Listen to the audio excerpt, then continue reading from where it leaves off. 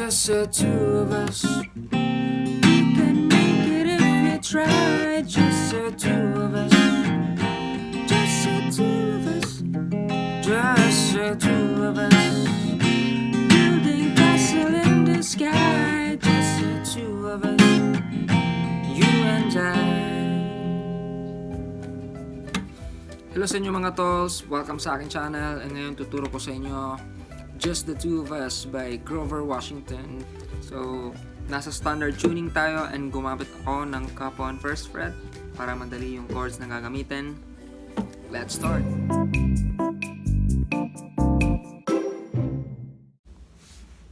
So, first part ng kanta is the intro. So, yung chord na ginamit ko is C major 7. Next is B7. Next part is the E minor 7.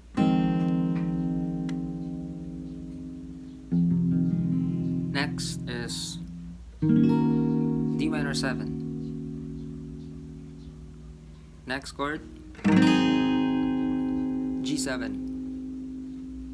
Then balik ulit C major 7,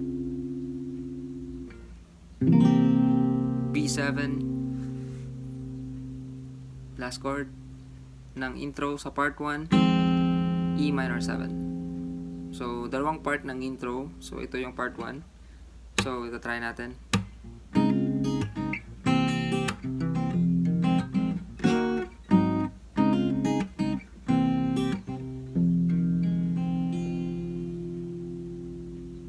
So next, second part ng intro is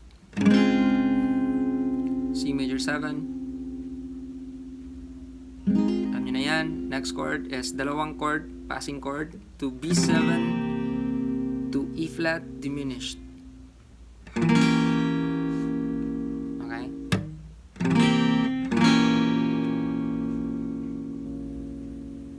Papuntang E minor 7. Next is D minor 7 to G7. Then balik ulit C major 7, C major 7, B7 to E minor 7. So try natin.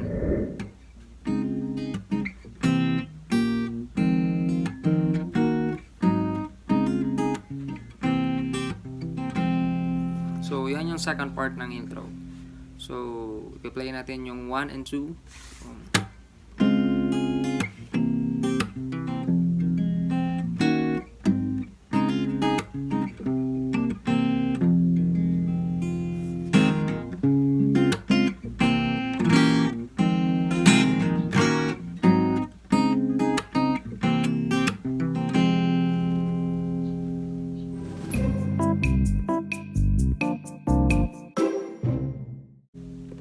Next part ng kanta is the verse. So, yung chord na ginamit ko is C major 7. You know that already.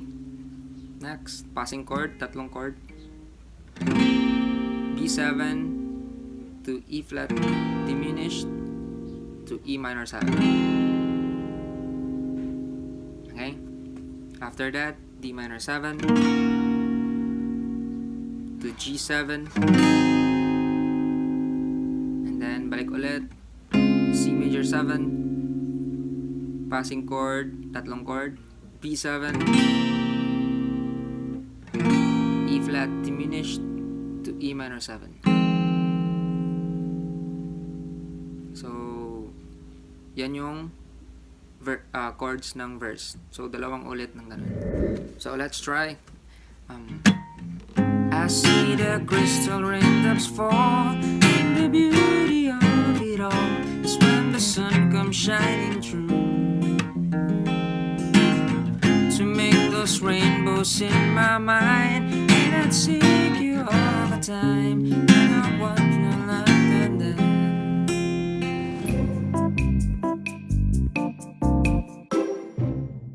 So next part is the chorus. Yung chord na ginamit ko is same, C major 7,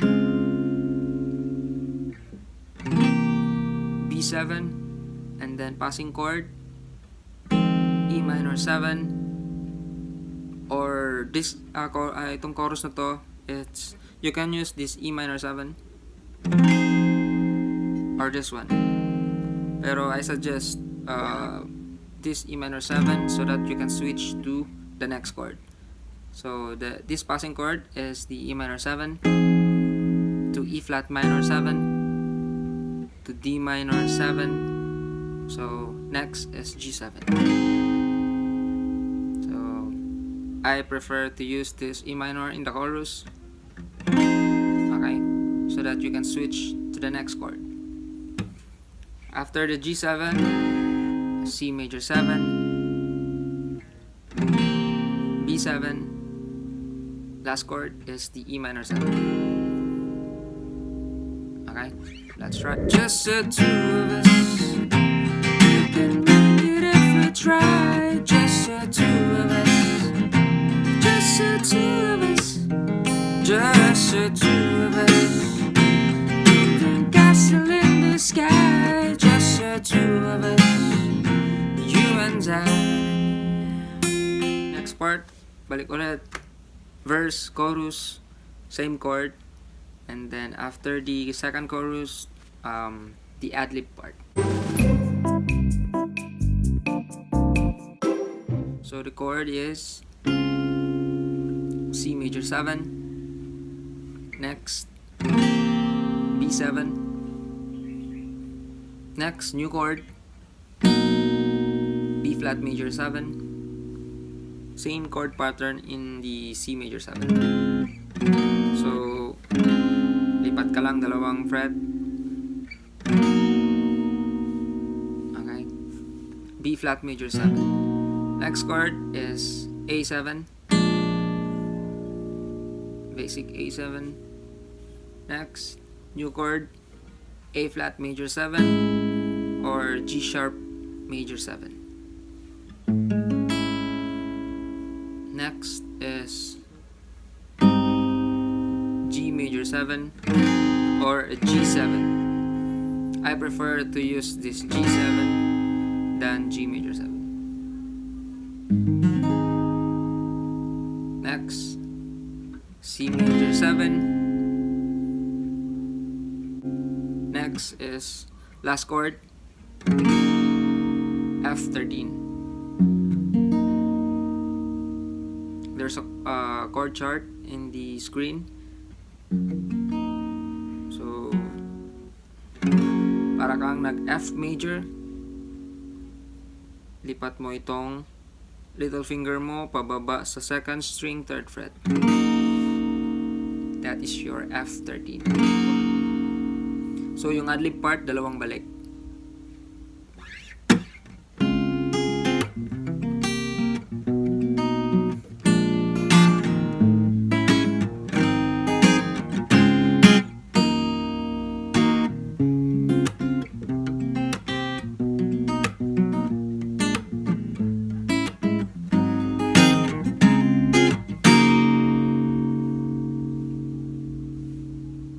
That's it. So next, after the ad-lib, balik sa intro part 2 only.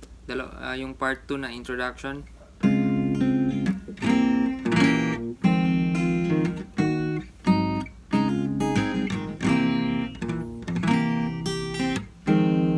So yan. And then balik ulit, another verse, and then chorus. And hope mga tolls, meron kayong natutunan sa aking tutorial. Just don't forget to click like and subscribe para updated kayo sa mga bago kong tutorial, and follow my Facebook page.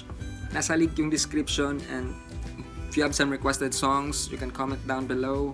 Yun lang. God bless.